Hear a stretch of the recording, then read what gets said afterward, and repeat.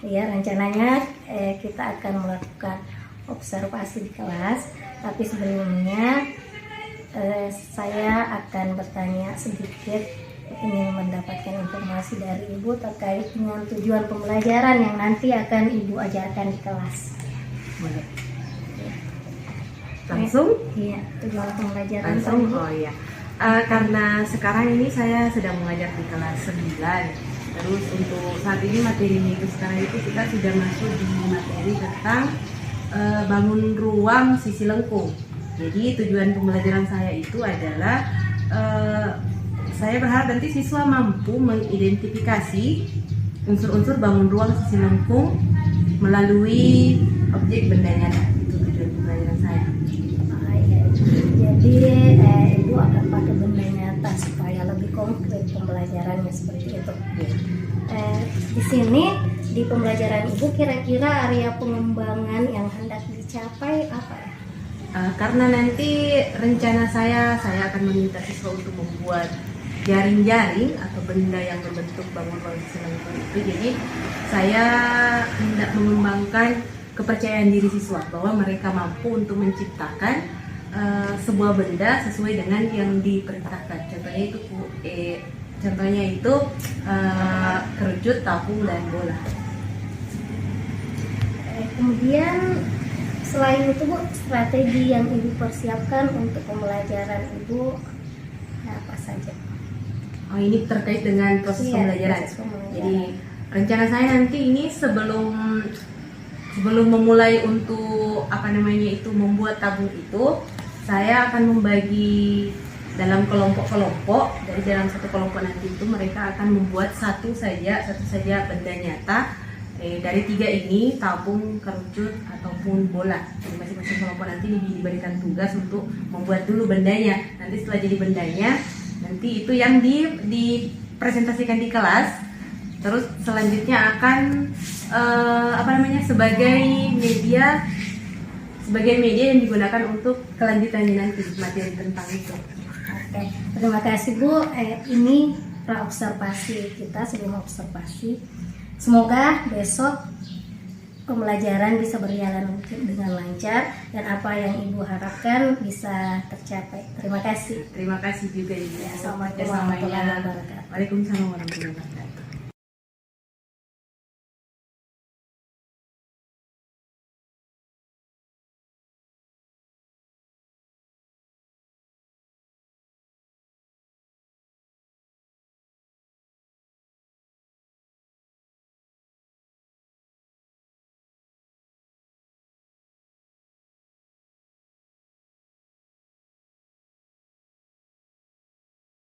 Assalamualaikum warahmatullahi wabarakatuh. Waalaikumsalam warahmatullahi wabarakatuh.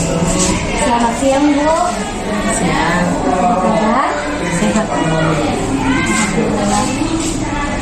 Kita telah mengajar di kelas, melakukan pembelajaran di kelas. Tadi saya lihat pembelajarannya luar biasa, menyenangkan. Terima kasih. Bagaimana perasaan Ibu tadi ketika melakukan pembelajaran di kelas?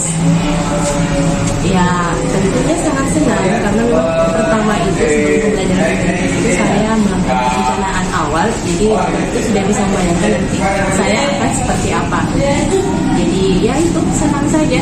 Oke, bahagia perasaan itu bahagia. Tujuannya kita hari ini saya ingin membantu refleksi tentang pembelajaran. Tadi Ibu mengatakan bahwa Ibu bahagia ketika mengajar di kelas. Kebahagiaan Ibu itu tentunya akan melihat kepada peserta didik. Dan tadi alhamdulillah peserta didiknya saya lihat juga mengajarnya senang, bahagia karena ada mungkin karena dari gurunya yang senang kita belajar. Lagi tadi pembelajarannya seru tentang Bangun ruang sisi lengkung. Ya, tentang bangun ruang sisi lengkung. Kita tahu kalau biasanya anak-anak belajar matematika sering membosankan, tapi pada saat observasi tadi pembelajaran Ibu menyenangkan bagi mereka. Kira-kira Bu, apa tipsnya kenapa sampai mereka bisa merasa senang ketika belajar. Selain tadi kalau untuk bahagia, terus apa lagi? Sebenarnya Bu, kalau misalnya matematika itu memang banyak siswa yang mengatakan membosankan. Cuma kebetulan karena yang Ibu observasi adalah ketika saya mengajarkan dalam bentuk melakukan kegiatan, membuat sesuatu, membuat bangun ruang, maka Ibu siswa senang karena dia melakukan sesuatu. Cuma sebelumnya itu memang kalau misalnya yang dikasih cuma rumus saja di papan tulis itu, kebanyakan siswa itu merasa bosan. Jadi kalau saya lebih mengutamakan atau berusaha supaya kalau saya mengajar matematika itu tidak selalu menulis di papan tulis, menerangkan, menjelaskan kemudian siswa jawab soal. Pasti ada sesuatu yang saya lakukan seperti memberikan tebak-tebakan matematika atau memberikan macam kertas, bermainlah ceritanya, seminggu dari itu. Ada game ya, kemudian pembelajaran yang konkret. Bahkan pembelajaran yang konkret nyata sehingga siswa lebih semangat dalam belajar. Kemudian disertai dengan game kebersamaan sedikit. Tentunya selain kelebihan-kelebihan yang ada di dalam kelas, kadang kita sebagai seorang guru biasa merasa ketika orang lain melihat kita, oh pembelajarannya sudah bagus, tapi contohnya saya lihat sudah bagus, tapi kadang sebagai seorang guru kita biasa berpikir ini tadi ada yang kurang deh ketika saya mengajar. Kira-kira Bu, adakah kekurangan ketika yang Ibu rasakan ketika tadi mengajar di kelas? Kalau untuk saya pribadi matematika, iya, saya masih kurang. Saya masih kurang. Apalagi kalau di lingkungan saya yang siswa di sini itu, siswa itu memang kalau matematika itu hampir 60%, 70% itu tidak terlalu suka dengan matematika. Jadi ketika saya masuk, walaupun rencana saya sudah bagus sekali dari awal masuk, pas masuk kelas itu berubah. Itu yang kadang saya bilang, wah bagaimana caraku ini sehingga siswa itu lebih tertarik kembali. Karena apalagi kalau misalnya kelas 9 itu, 91 itu terutama, ada beberapa siswa yang memang kita harus ekstra kuat mental untuk bisa mengatur sehingga dia bisa kita arahkan dengan kelas. Biasanya untuk mengatasi hal seperti itu, bagaimana cara-cara Ibu mengatasi yang seperti itu? Yang pernah saya lakukan khusus di kelas 91 itu, yang pertama itu saya dulu mendengar itu mereka itu hari ini maunya apa dulu. Dia maunya apa dulu? Mau belajar matematika dengan model apa? Apakah main-main dengan permainan ceritanya, ataukah dengan serius, ataukah saya kasih lembar pernah saya kasih lembar itu kertas, saya tulis soal saya kasih tahu kau bisa kerja yang mana di soal.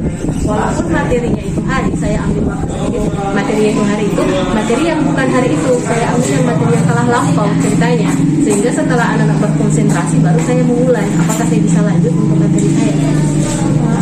Jadi Ibu ketika mengajar itu selalu memperhatikan kompetensi sosial emosional. Contohnya Ibu mengharapkan meminta anak sendiri yang memilih. Ya, ini juga sudah termasuk diferensiasi.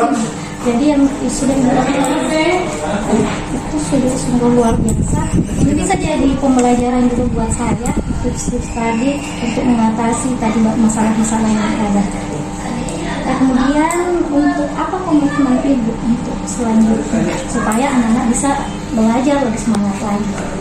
Ya, dari awal kalau mengajar itu saya lebih mengarahkan siswa itu punya karakter sendiri. Dia itu kalau saya masuk ke matematika, belajar matematika itu selain daripada dia harus setidaknya dasar matematika paham, anak-anak juga itu harus bisa lebih bertanggung jawab. Jadi saya berharap ke depannya nanti itu di pembelajaran saya itu anak-anak lebih tertarik, terus anak-anak nanti bisa lebih bertanggung jawab dari tugas-tugas yang diberikan. Luar biasa, bagus sekali. Jadi tadi selalu berpikir demi siswa. Ya, juga itu saya lihat ketika observasi itu berhasil. Semoga ke depannya komitmen